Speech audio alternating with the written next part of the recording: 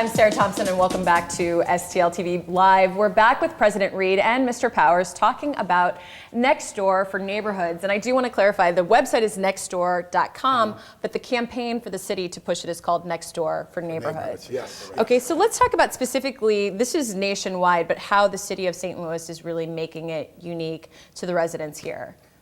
Yeah, so the city launched its platform on October 16th. Co-founder Sarah Leary came in from San Francisco to help us make the announcement that the St. Louis Police Department, our neighborhood stabilization team, as well as our city's emergency management agency are going to be using this platform to send out messages to specific geographies. So we can go in and we can click on Clifton Heights, or we can click on Lafayette Square and give an announcement about road construction, or maybe there is an issue with traffic in that area, or possibly a rash of burglaries that we want to alert everyone to. And those departments are being trained as we speak. And the good thing about it is it allows us to post information for neighbors to use, but without going in and seeing what neighbors are saying with one another. So we're not spying, into private conversations, but we're still able to get good information out in real time. And we can't spy into the way the system is set up.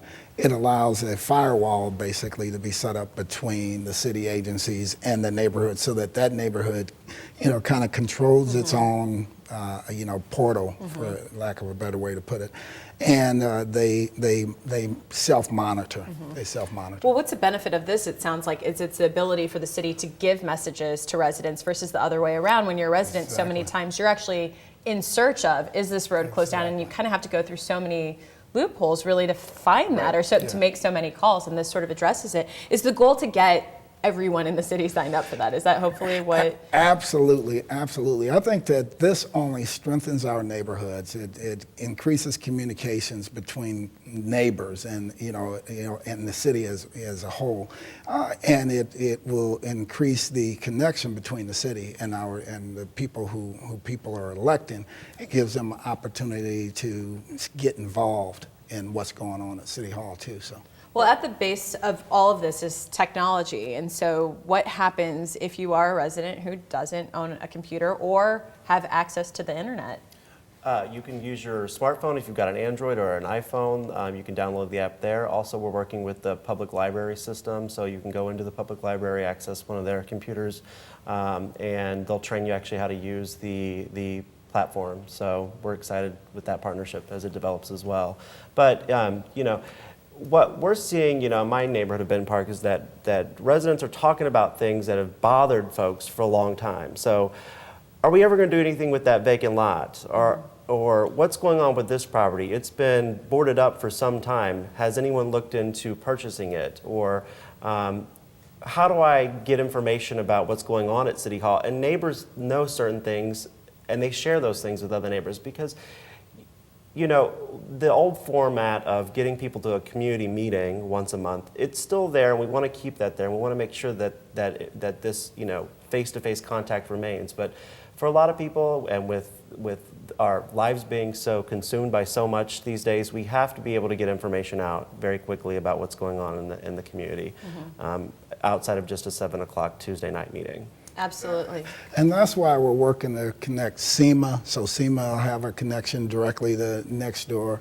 The Neighborhood Stabilization Office, they'll have a connection directly to Nextdoor. The City Police Department, they're connected, and a number of other departments. We're working all across, not just city departments, but also outside of the city, agencies and organizations that have support in place for neighborhoods and for communities. We want to streamline that communication and to provide people easy access to those tools. Because do you feel more and more that's how you're communicating with residents? Is they're sending in, at one point it was, yes, coming to the meetings or phone calls, but now it's emails, it's social media, it's Twitter, it's Facebook. Absolutely. Well, is there anything before we wrap up that you'd like to add about it?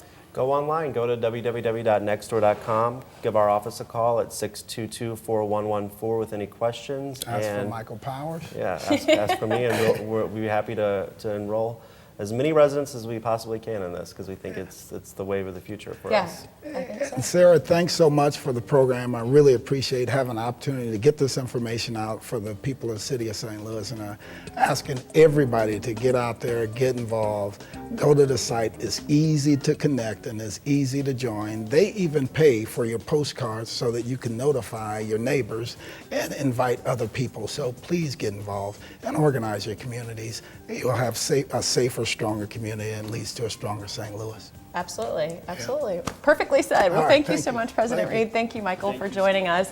And as President Reed said, go and please check it out. If you want to stay involved in your neighborhood, this is how you do it.